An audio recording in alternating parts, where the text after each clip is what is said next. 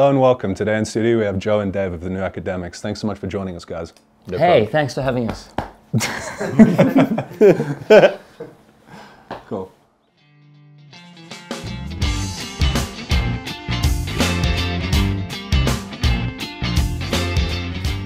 Go. This story again. No, we have known each other forever, Dave and I, and we actually played music as kids together at sort of in orchestras and things like that. Dave played the violin and he played the upright bass, and I played the saxophone and the clarinet. And then as we were sort of going through puberty and entering adulthood, we decided to play different kinds of music. And we... You had to get puberty in there. Yeah, I did. Anyway, so we started playing rock and roll and other kinds of music, basically. And we sort of, Dave started playing more and more guitar, and then we went to university, and we played god awful music in my room, like once a month. I think we were trying to be Radiohead initially. Yeah. So everything was fairly depro, with a little sampler, and it was very mournful. And then we realized that wasn't going to get us any action or anything, really. So we just wanted a change, I think. So we started like listening to different stuff and playing slightly different music, and it ended up, I think we ended up with a hybrid of our influences. But we did need to take some more like upbeat influences on board to actually like get out of just like making noise. That's what happens when you play clarinet and upright bass. Yeah. Yeah.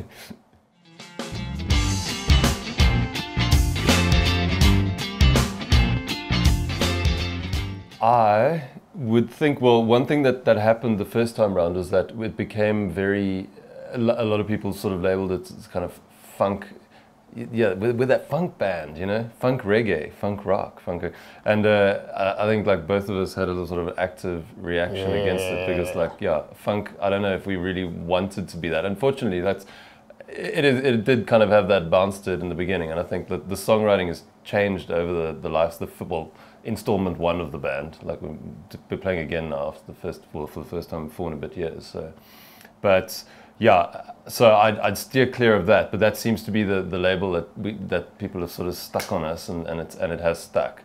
So, but I think we're going to try and write some more stuff, hopefully at some point during the next 6 to 8 months, and we maybe try and change that through what we do.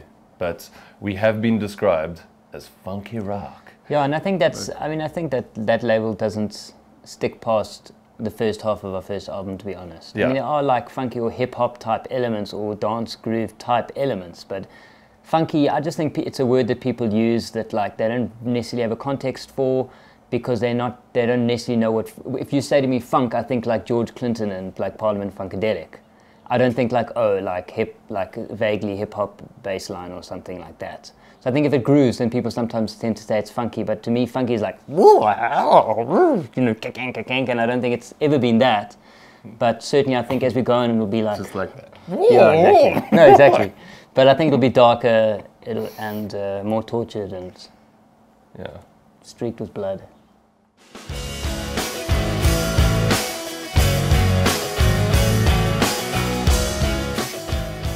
It has always been pretty much Joe and me starting off with.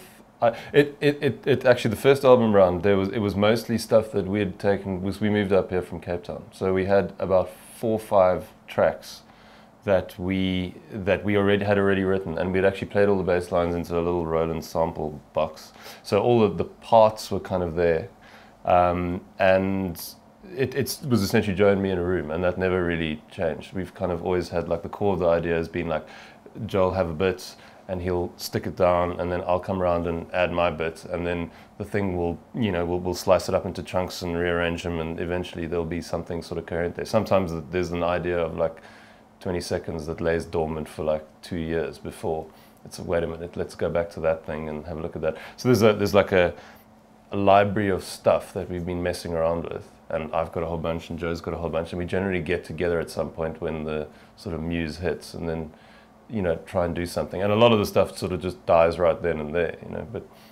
And then some of them were actually jams. We had like, you know, when we were rehearsing regularly as a band, a lot of some of the particularly the stuff that's on, I think, the latter half of the City of Strange album, some of the stuff was jams. And there's 1 or 2 tracks even on the Apple, I think, that were actually just guys in a room, and all 4 of us actually wrote parts, and it sort of came together like that. But mostly it's us sitting in front of Ableton or something. You know. It's actually like a management process. Because, like, let's say, for example, Dave will bring a guitar riff, because he's got like 1 million guitar riffs, and he'll bring one, and then part of the process will be like saying, that's cool, do that, but maybe, and then cutting it up and using, and like bouncing off each other to because, you know, when you play something yourself and you put it together, it makes sense in your head, but maybe it needs outside perspective. So there's a certain amount of us like editing each other to come down to sort of a finished song. But at the end of the day, most of the guitar parts come from Dave, pretty much everything, all the guitar parts, and like all the melody lines pretty much come from me at the end of the day, and then we manage each other. So, and it's like, that's a relationship you have to develop, because what happens is, if you are vaguely passionate about an idea, you get quite defensive about it. So you have to learn. I think that's one thing that we've had to, that's like why we write music together, is because we now know how not to piss each other off during that process. Well, maybe, sort of. We'll see in the coming few months. But we have like, but you've got to be, you know, that's like a little dance you have to do with somebody if you're trying to create something with them, because people get quite possessive and defensive about their ideas. And inevitably, everything that we've done as a group, like, started out as a crapper idea that came from one of us and is now being sort of massaged by other people. I believe that's more crap. Crapper. Crapper is a noun. Crappist. A crapper is a noun. You go to the toilet on a crapper. More crap is the adjective. Speak to the writers. But I think also, I mean, a big thing for me is that you have to control your ego to a certain degree. For me, I play quite a lot of instruments, and it's very tempting to be like, hey, what about this? Hey, what about this? Clang. And it's not actually constructive, and it's not, you know, like, you have to also box yourself a little bit and be like, hey, if I'm sitting in a room next to him, I should not be picking up a guitar. That's really stupid. But I'm saying, you know, especially when I was younger, like, that's difficult to control that ego, because you want to like show that you can do stuff, but you actually have to like realize what your strong points are yourself, and you have to like take advantage of who you have in a room with you. Otherwise, I think it can be, and I see it a lot with younger guys, like, everyone wants to show that they can do things, and it's like, you know, everyone can do things, but ultimately the end game is not to like impress the other person. The end game is to actually produce something. Yeah.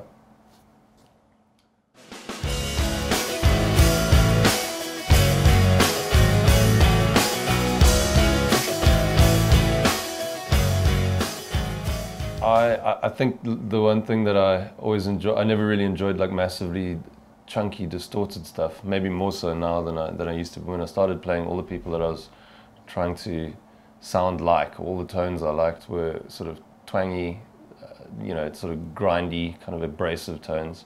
So I was a big fan of, like, when I picked up electric, I was a big fan of John Frusciante, and I was a big fan of Tom Morello's playing, and Kim Tail was like, Kim Tail's the reason why I wanted to play guitar. Of course, the Soundgarden. I love Soundgarden.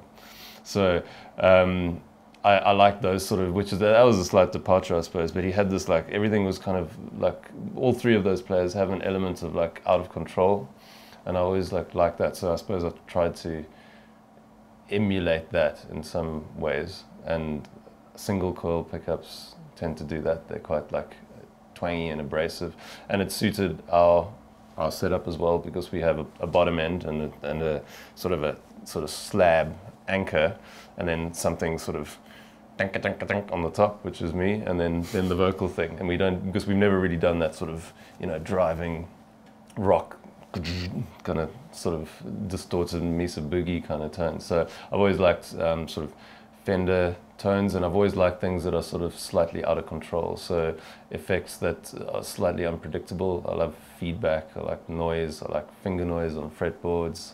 I like, you know, strings that haven't been cut off properly at the top that kind of jangle while you play, all that kind of stuff. So I think that kind of, and all the players that I admired, everything from Thurston Moore all the way through to, like, you know, guys playing sort of more conventional stuff, they all have an element of that. the players that I admire anyway. So yeah, that's pretty much it. Yeah. That was my time to shine, Joe. God. Don't ask him about vocals or saxophone or anything. Like, Jesus. That's our next question. Yeah. Oh, okay. Right. Prepared to Lay it be on me. amazed. Yeah.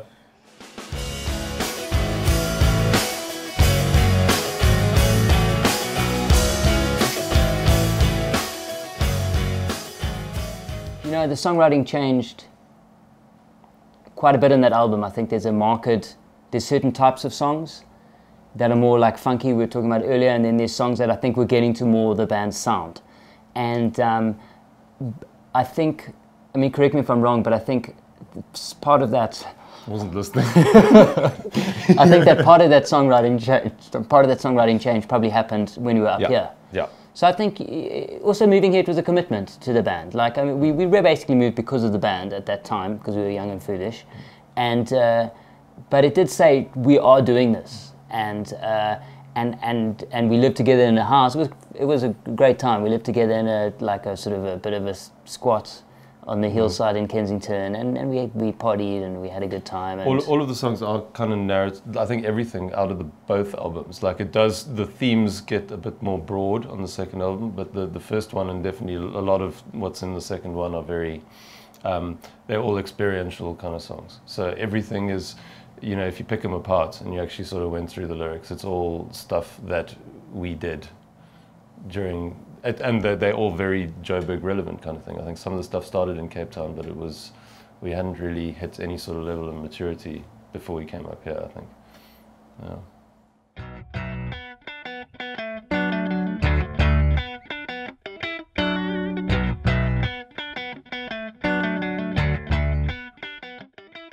I was never a singer.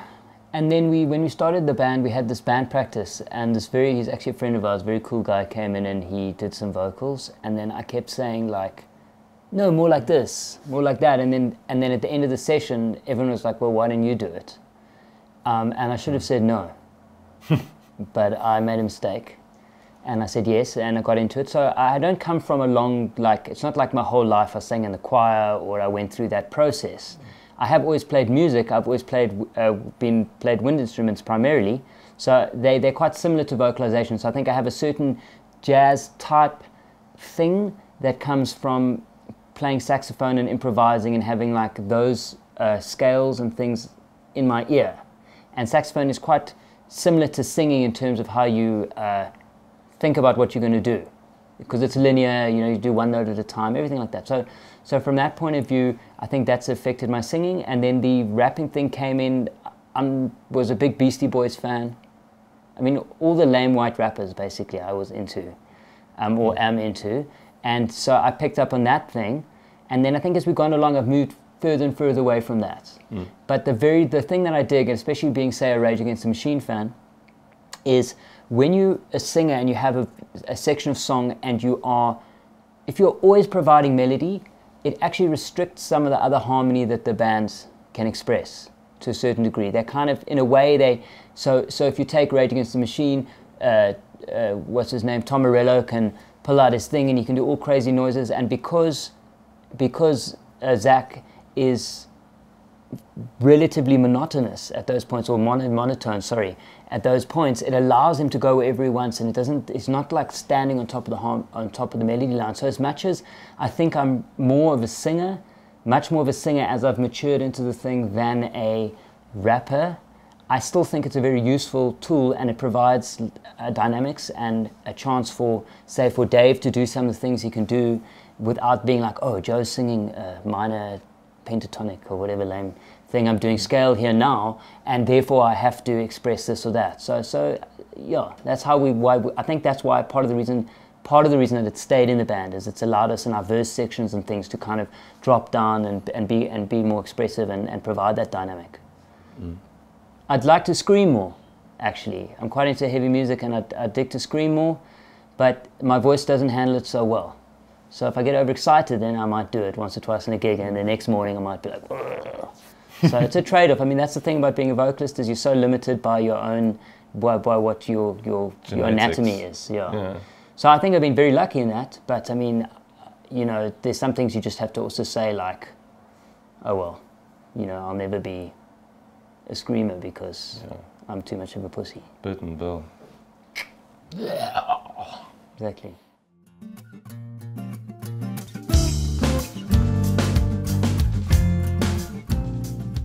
We ran out of steam. There's no like great. I don't think there's any great sort of story behind it. I think we'd done.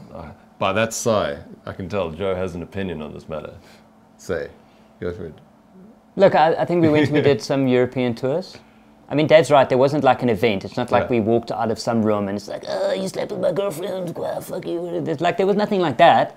Everyone got on. And in fact, I think before we broke up, we were actually had a lineup that was actually very, we all had a good time and got on. So actually, I don't think it wasn't personal issues.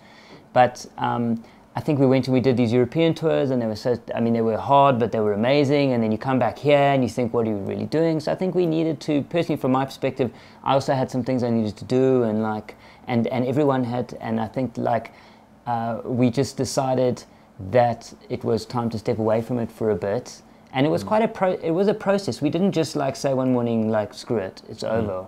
We kind of talked about it and we were quite philosophical about it, and then we thought maybe we've reached that point. Yeah, it was sort of we played a show and then we just didn't play any more shows. It was as simple as that. We played was it rock something? I thought we did a bow. Yeah, we did a bow show. Awesome bow show, and it was packed. We did a bow show and you couldn't move. It was packed. There was I don't know how many people there, and it was awesome, and everyone was singing all the words. And I was and I think we left after that show and we're that's pretty what much. else are we going to achieve? Yeah. Given the kind of music we play and who we are, what else are we going to achieve? Are we done? And we kind of said, we're done, you know? Yeah.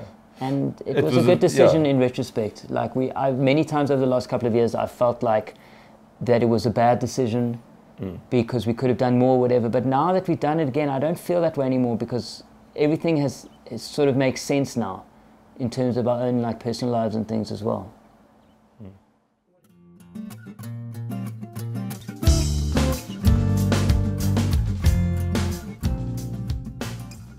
A handful of opportunities to reform. I just don't think we ever, until this year, ever took any of it very seriously at all. So people had mentioned, oh, playing again, it would be great if you guys could get back together and do this, and I think it was never really a real possibility until this year. And as far as all of us, every member of the band has stayed in touch, as in past and present. We all, I said, there was no, like Joe said, there was no bad feeling or anything around the band splitting up. I think everyone just had their own thing to do, and everyone went out and did it. And everyone is still involved in the music as well. So Joe was playing full time, earning a living off it, and I've been playing solo acoustic stuff. And everyone, Howie runs a studio, plays session stuff on drums.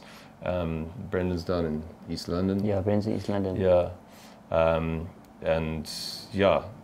so everyone was just doing their thing. Yeah. Even our old bass player Martin, who died, he passed away. He was playing. For him, even I think not being involved in the band was not a bad thing because he got more and more into.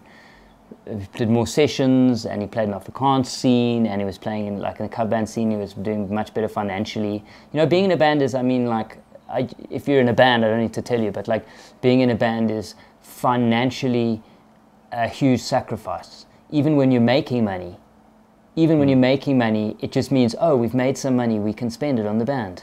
That's what it means. Because technically you should. Yeah. It should be reinvested if you want to take it. Anyway. I think that was another reason. That's a big issue, round, we were how much more money are we going to throw at this? I suppose it's just a lack of belief. Maybe we suspended the belief that we could actually do something with it. I think we were maybe in a pretty cynical place. So I think it was good to stop because we were throw more money at this. Also at the time that sorry, I'm a great interrupter, but at the time that we stopped, 3 members of the band were essentially full-time professional musicians, and that was a problem.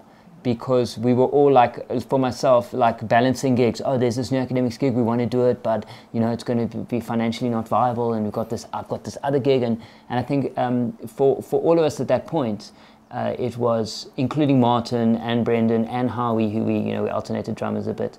We were all in that position, and now that we're playing again, we've actually no one. Dave is the closest thing at the moment to a full-time professional musician. I've kind of wound up that side of my life. So in some ways, I think we're in a much better position to do things like do some gig somewhere that's just going to be fun or going to be a vibe or we think good for the band. It's not like, oh, if I play it, because the problem is a rock gig's on a Friday night and so is your like corporate show or whatever that you're doing that's actually paying your rent. So it's a difficult balance. And I think we're better positioned now. We've got less of those clashes now than we used to. So I think also when Martin passed away, it became less of an option to reform. And I think it also, like, the more we thought about it, the more we didn't want to do it. And then I think we actually had a discussion around that when we reformed this year, about, whether this was a good thing or not. And I think, we've kind of settled on it. And it turns out it's been an amazing thing. I mean, we've spoken about it a lot over the last 2 sort of coming back together shows kind of thing. And I think, that was also a factor in us thinking, look, maybe that's it, that really is it forever. Because Martin was a pretty integral part of the band, really. I mean, he was like a massive personality. So, it was a difficult decision. Yeah. And also in a way, and this sounds bad, but we didn't want to do it. Also, and then I think when you're in a band and you go and you do a show and people maybe chat to you and hang with you afterwards, and they maybe think they know you better than they do. And I think with Martin that was the case, because he was always the guy who, I mean, I'm a bit of like a granny sometimes, and I might be the first guy to go home, and Martin was always there until 2 in the morning, and he knew a lot of the people, and they all felt that they knew him, but they didn't really know him, because you can't really get to know someone under those circumstances. So I think for us, we also didn't want to come back and we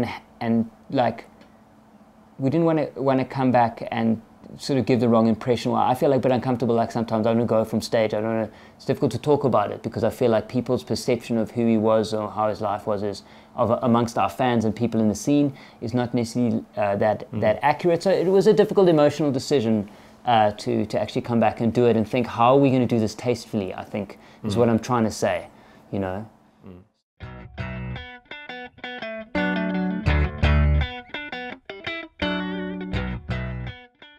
I would say so. Yeah, I think we are. Yeah, we don't have a massive plan. I think we are going to take it sort of bit by bit. But we've got a lot of ideas, and I think writing songs again would be really nice. And we've got some really good shows. So 2 of which we've just played, and they were epic. So and the one thing that was really humbling was to see how many people actually still care about the music. Which is that was the biggest thing for me. I thought, sure, there would be a handful, maybe, people we know from first time round, but I mean, we saw people that I haven't seen in 4 or 5 years come to the show, and they'd heard about it and they wanted to make a mission to see that show. And it actually, you almost feel like, okay, I have a responsibility now, man. These people like it, it's and lots of young people, people in their early 20s that maybe were just coming onto the scene when we were just leaving it, who were like, hey, wow, you guys are playing. And I'm like, who are you? You're so little. but it's awesome. It's fantastic. So I think so. So I think the music has had more legs than we maybe thought. But also we can be quite dark and cynical as personalities, the 2 of us. And a lot of people had told us, oh, you guys got to do it, you got to do it, you got to do it. And we just think, oh, yeah, everyone says that. And then you have a gig and they don't actually come. That was my thought process, because that's what happens. Everyone says, oh, you got a band, I'm going to come. And then the night arrives and they're like, oh, yeah, So, but that's not what's happened. That's what I thought might happen. Most of our friends talk like that. Yeah. Anyway. Lumberjacks all.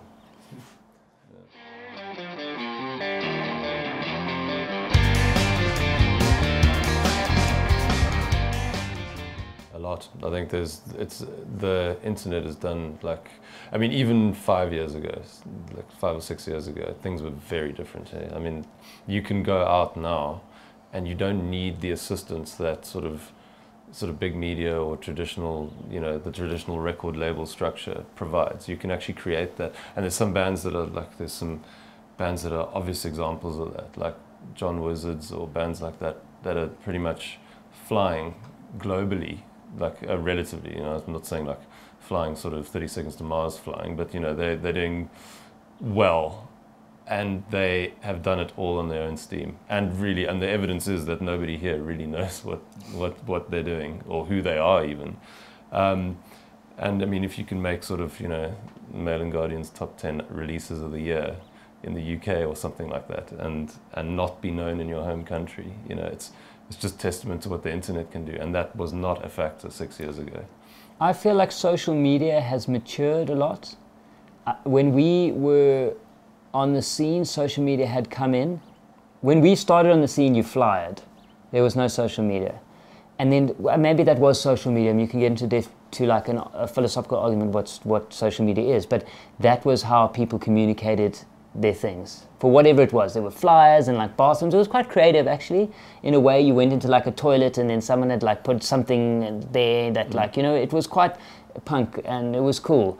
But when Facebook specifically first came along, everyone was just like, oh, we don't have to fly, we don't have to do anything, blah, blah, blah. And people just dived into it.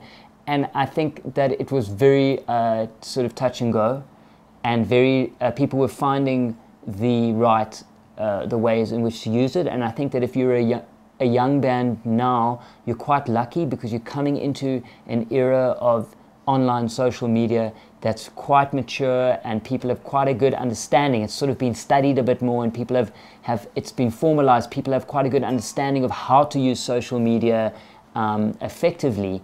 And actually it's fantastic. I mean, we used to go, you're playing on a Friday night and you go on like a Wednesday night or a Thursday night and you drive your car to Melville or whatever, and you like lift up people's windscreen wipers and you put flyers underneath.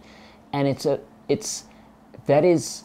there's lots of reasons why it's superior to manage your online presence over doing that, really. I mean, and I think that's the whole coming into the scene again. I'm just seeing like, wow, I'm like, I've avoided popular media as such for a number of years just because, and to come back in and to open my eyes again to things, I'm like, geez, this is a really mature, like established system for promoting a gig or promoting something that's not just like hacking and slashing around in the dark. So I think there was a period, maybe a 3 or 4 year or 2 year period or whatever, where things were a little bit, everyone's vibe was that there were no venues and no scene. And I think that is, as all the methods of promotion have sort of settled, it seems that now there's a lot sort of more going on that's more effectively marketed. There's also the sound of things. Things are sounding better as well. Quality of recording. And I think that's a factor of people being more connected as well. So, I mean, you could listen to an essay recording, even like go back to the like mid to late 90s, and you go back to like the squeals and the Amershams and all that sort of stuff, and you listen to the stuff and it sounds very different to what you'll hear out of a sort of A-tier essay band now. The quality of stuff has just taken a massive leap forward as well. And there's a critical mass of people doing stuff. Yeah. Whereas before, I think it was quite isolated. You know, it's like a Durban scene, a Joburg scene, and a Cape Town scene, and people sort of vaguely moving. Like the really big ones move between the centres, whereas everybody's doing that now. It's way more connected. Yeah. And I also think there was a period, and certainly around the period that we started pulling out, that we actually, I think, because it certainly made me a bit disillusioned, there was a period where, okay, so it used to be that you were a band and you went and you literally went and played every venue and you flyed and you played, and because you went, if you played in Joburg and Cape Town and Lake Victoria and Durban, if you did that like 2 years in a row, people would get to know who you were, because people often just went to venues because there wasn't so much going on. Now there's so much going on. There's like Snow White on Ice, and there's like Robbie Williams next door, and then there's like the biggest 10 DJs in the world like 3 doors down. So you've really got to pull your target, whereas people used to just say go to the rock venues. Joe's general taste. Snow White on Ice and Robbie Williams is yeah. It's right. So Robbie Williams, it's an average weekend. Yeah. Like if those two are going down. I actually have a very important and profound point here, Dave. Yeah. Sorry, did I derail you? You did derail me. Now, what I'm trying to say is that there was that whole thing of touring and picking up fans in a very sort of organic way, like an old school way. And then I think what happened for a period is that people, especially with the advent of internet, I'm talking about DSTV basically.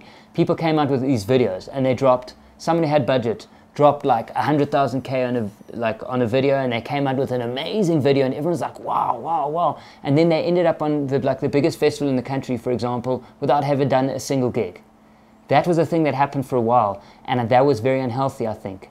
And it created a thing where if you had a lot of bucks to drop into your product in the first, before you even had a band, you could come out with this like sparkling thing, and because it was sparkling, everyone was like, oh wow, this must be good.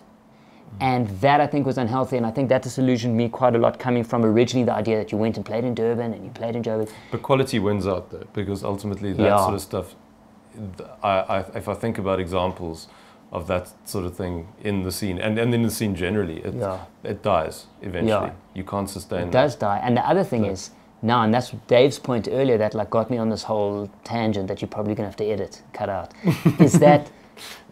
is that now you can go. I mean, there's guys, say, where we rehearse and like got an awesome little like nice studio, and you can go there as like a band who's just got some cool ideas, and you can come out with an awesome sounding product. You don't have to drop those big bucks in order to get to like sparkle. Now everyone can sparkle, so the question is more, I feel like it's more, what are you doing, than necessarily is it shiny or not. And I think that that's a big change that's happened. It's happened globally over like the last however many years, but here locally it's happened quite a lot in the last sort of like 5 years, where really that if you're South African now and you produce a product that's really good, people aren't like, wow, and it's local. And I think that that's a very healthy thing for the scene, and a lot of bands are playing all over the country all the time now. They've still got, so there's now a mix of doing that promotion, having the videos and whatever, but also getting in your van and driving down and playing the venues, and I think that that's very good for the scene.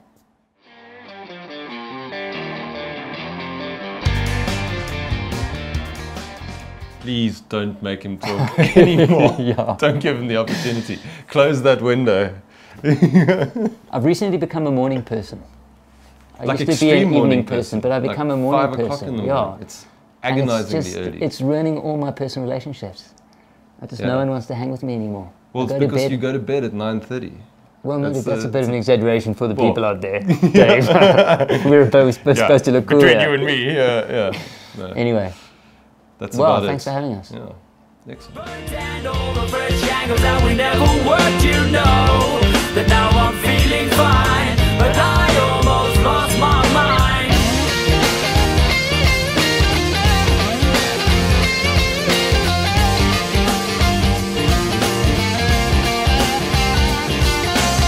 There you have it, ladies and gentlemen. The New Academics are back.